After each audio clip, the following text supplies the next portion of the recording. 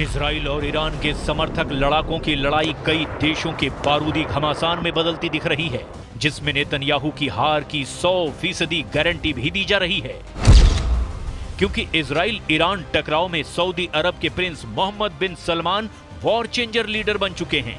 Prince Salman के हाथ इस युद्ध की सुप्रीम कमान ईरान थमा सकता है। प्रिंस सलमान को प्रेसिडेंट पुतिन का भी फुल सपोर्ट मिल सकता है। यानी इजराइल के खिलाफ युद्ध में अब अरब वर्ल्ड का अलायंस उतरने जा रहा है। क्राउन प्रिंस मोहम्मद बिन सलमान को ईरान ने साध लिया है, जिसके साथ ही अरब वर्ल्ड का सबसे ताकतवर और दौलतमंद साथी ईरान के साथ आ चुका है। प्रिंस सलमान के ईरान के खेमे में आने का मतलब नेतन्याहू को अच्छी तरह मालूम है। सऊदी अरब और ईरान का गठबंधन खाड़ी युद्ध का रुख पलट सकता है। दो कट्टर और जानी दुश्मनों की पीस डील हो चुकी है। सौदेबाजी में ईरान को वॉर जोन में सपोर्ट मिलेगा तो प्रिंस सलमान ईरान से अच्छा खासा प्रॉफिट हासिल करने वाले हैं। ईरान की नई रणनीति का पूरा ब्यौरा देखने से पहले इसके साइड इफेक्ट का ट्रेलर देख लीजिए। युद्ध को बारूदी डोज की मात्रा बढ़ती जा रही है।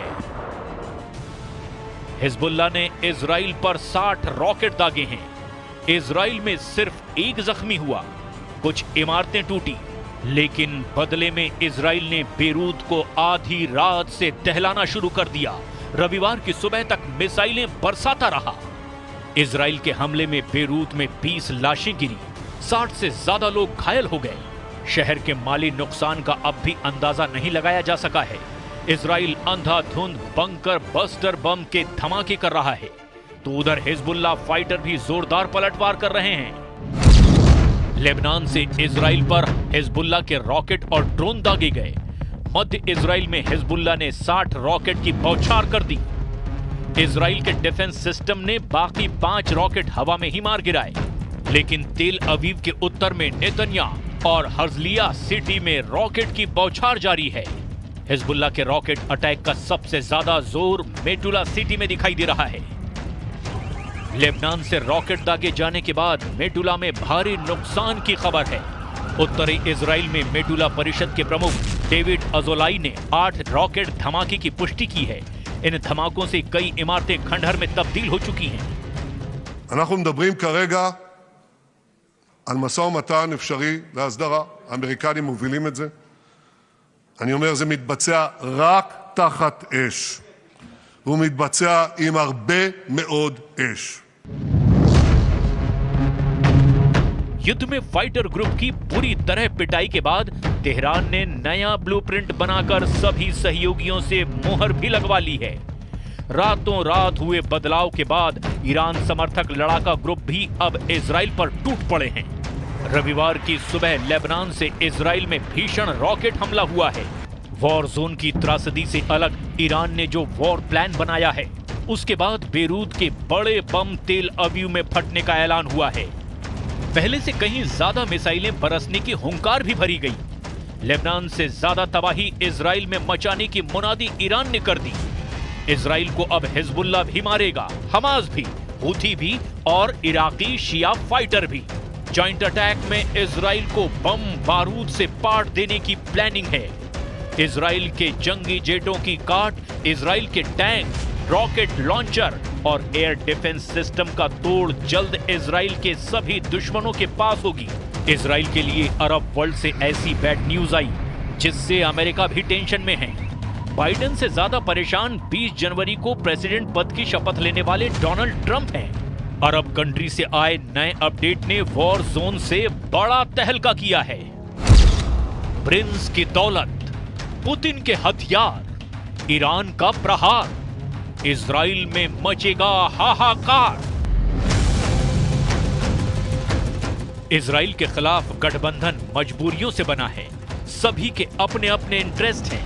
सऊदी अरब, ईरान और रूस के एक पलड़े में आने की वजह आपको बताते हैं। ईरान को इजराइल से युद्ध जीतने के लिए हथियार चाहिए। ईरान को हथियार रूस देने को तैयार है, दे भी रहा है। लेकिन जंग जीतने के लिए जितने हथियार की दरकार है, उतनी दौलत ईरान के पास नहीं। ईरान की मजबूरी समझी जा सकती है। तो रूस भी मुफ्त में हथियार दे नहीं सकता, क्योंकि पुतिन खुद यूक्रेन जंग में उलझे हुए हैं, युद्ध के खर्चे से परेशान हैं। पुतिन को भी युद्ध जारी रखने के लिए बेहिसाब दौलत चाहिए। ईरान से दोस्ती निभाने के लिए पुतिन हथियार देंगे, लेकिन उसकी कीमत ईरान कहां से चुकाएगा? इन सभी प्रॉब्लम का सलूशन किसी के पास है, तो वो है सऊदी अरब के क्राउन प्रिंस मोहम्मद बिन सलमान, जिन्हें ईरान के सुप्रीम लीडर अपने खेमे में लाने में लगभग कामयाब हो चुके हैं। अमेरिका ने अगर अड़ंगा नहीं लगाया तो अरब वर्ल्ड में बना नया अलायंस इजराइल को युद्ध में धूल चटा देगा। नेतन्याहू के खिलाफ ईरान ने सारे मोहरे सेट कर दिए हैं। खामनेई की वॉर डील सुपर पावर को सन्न करने वाली है। सऊदी अरब अब तक अमेरिका का सबसे बड़ा सहयोगी रहा है। प्रिंस सलमान ने अमेरिका की अनदेखी कभी भी नहीं की है। बदले हुए हालात में प्रिंस सुपर पावर को भी अनसुना कर सकते हैं, और ऐसा इसीलिए कि ईरान और सऊदी की डील डन हो चुकी है। ईरान के डिप्टी विदेश मंत्री माजिद तख्त रवंची ने सऊदी अरब के साथ स्थायी शांति की पेशकश की है। تنعقد هذه القمة امتدادا للقمة المشتركة السابقة في ظل استمرار الاعتداءات الإسرائيلية الآثمة على الشعب الفلسطيني الشقيق واتساع نطاق تلك الاعتداءات على الجمهورية اللبنانية الشقيقة। सऊदी विजिट पर पहुंचे रवंची राजनयिक संबंधों को मजबूती देने की पहल कर चुके हैं। यरूशलम पोस्ट की रिपोर्ट के मुताबिक ईरान की कोशिश सऊदी अरब से रिश्ते बेहतर करने के साथ साथ ईरान ने अब रूस के साथ भी संबंध मजबूत कर लिए हैं, जिससे ईरान ने डोनाल्ड ट्रंप को भी क्लियर मैसेज दिया है कि अरब वर्ल्ड में अब ईरान का फैसला फाइनल माना जाएगा। उधर डोनाल्ड ट्रंप युद्ध के खात्मे का नया प्लान बना रहे हैं। डोनाल्ड ट्रंप ने हमास के कब्जे से इजराइल बंधकों को छुड़ाने की नई रणनीति बनाई है। ट्रंप की प्रेस सचिव ने जानकारी दी कि वो गाजा बंधकों के लिए मुख्य वार्ताकार की भूमिका में हो सकते हैं। व्हाइट हाउस में ट्रंप की नई प्रेस सचिव कैरोलाइन लेविट ने बताया कि ईरान पर ट्रंप सख्त प्रतिबंध लगाकर मैक्सिमम प्रेशर बनाएंगे, मगर ट्रंप के प्लान की कमजोर कड़ी सऊदी अरब बन सकता है, जिसे खामनेई ने अपने खेमे में सेट कर लिया है। ईरान के ऑफर को ठुकरा पाना प्रिंस सलमान के लिए आसान नहीं है। असल में ईरान ने सऊदी अरब की बरसों पुरानी समस्या का समाधान का वादा किया है। ये तेल कारोबार से जुड़ी प्रॉब्लम है, उस ऑयल रूट की जिस पर ईरान का कंट्रोल है। हॉर्मुज जल डमरू मध्य रूट की तेल कारोबार में अहम भूमिका है, जिसे ऐसे समझा जा सकता है कि फारस की खाड़ी से ओमान की खाड़ी और अरब सागर तक हॉर्मुज जल डमरू के मध्य से हर दिन 20 मिलियन बैरल तेल का कारोबार होता है, और ये दुनिया के तेल व्यापार का 30% है। सऊदी अरब, संयुक्त अरब अमीरात, ओमान, ईरान, कतर और कुवैत ऊर्जा आपूर्ति के लिए इसी रूट पर बहुत ज्यादा डिपेंड करते हैं, जिसमें खास बात यह है कि हॉर्मुज जल डमरू मध्य पर ईरान का नियंत्रण है। ईरान ऑयल रूट की सबसे बड़ी अड़चनें दूर करके सऊदी अरब और अरब देशों को अपने पाले में लाने की कोशिश में जुटा है। इसके साथ ही ईरान सऊदी अरब के प्रिंस के ड्रीम प्रोजेक्ट सलमान नहर को बनवाने में भी मदद कर सकता है।